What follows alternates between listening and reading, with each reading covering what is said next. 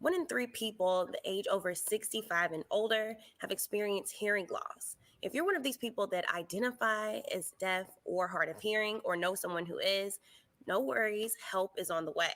Joining me today is Brett Bachman from Heuser Hearing Institute. They've been helping people enjoy the sound of the world since 1948. So thanks for coming on the show. How are you doing today? I'm doing pretty good. How about yourself? I'm good, thank you. So it's amazing to see that you all have been helping people for more than 70 years. So for anyone that's not familiar, talk about your mission and the things that you all do. Well, we started out as a school for the deaf back in 1948, and we started our mission to kind of improve and help kids communicate with the outside world.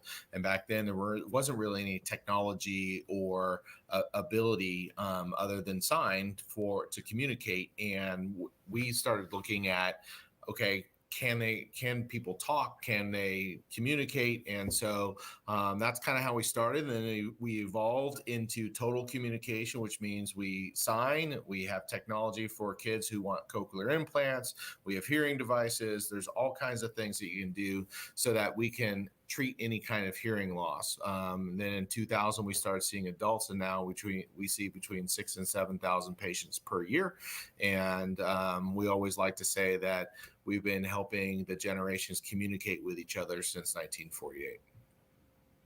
That's amazing. So tell me, when should somebody reach out for help? When do they know if they need to get an evaluation? Anybody over 65 should have gotten a hearing test, but our recommendation would be anytime you get around mid 40s, 50s, get a hearing test, get a baseline. You may not need any kind of hearing prescription or hearing health care, but it's always good to get that baseline in case there's something that happens to you that affects your hearing. And that way you'll know what it used to be like. And that allows our doctors of audiology to be able to treat it more exactly. So recent studies show a correlation between hearing loss and cognitive decline. Tell me a little bit about that. Well, yeah, so hearing loss is one of those diseases really that affects you over time, and you kind of don't notice it because you lose a little bit at a time, mostly. And so, when you're in a restaurant, you're saying what all the time, or you see yourself maybe avoiding certain noisy areas because you don't think that you will be able to hear as well there.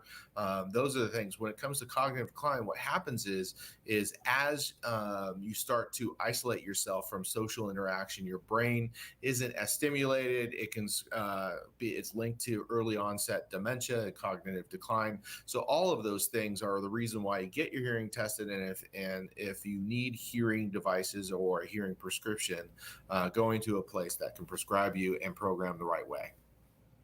So tell me, what happens when hearing loss goes untreated? If you start to solely isolate yourself from your friends and family, in addition to if you have undiagnosed hearing loss, you're less likely to be promoted at work. You're less likely, on average, you earn $12,000 less per year. All these are national statistics. And so, what is the opportunity there is making sure that you're able to stay a vibrant part of the community and volunteer or work or do everything that you want to be able to do and still hear and communicate with the world. So talk a little bit about how technology has changed over the years. What does that mean for some of your patients? Well, hearing devices have gotten smaller and smaller and smaller, and there's extended wear, there's waterproof wear. I mean, there's a lot of stuff out there a lot of technology out there that kind of helps you adapt to your hearing loss. There are opportunities where you can link it to your TV, you can link it to your cell phone. There's lots of things out there that help you with your overall wellness at home too, because if you're not hearing your doctor well, you're not hearing your loved ones well, you're not hearing your grandchildren, all those opportunities, if you've had your hearing your whole life, are where it's difficult. And so we're here to help you do that, make sure that you don't lose that as you get older. It's all about aging in place. Awesome. Thank you so much for teaching us a little bit about this. So, for folks out there that want to learn more information or keep the conversation going, you can visit thehearinginstitute.org.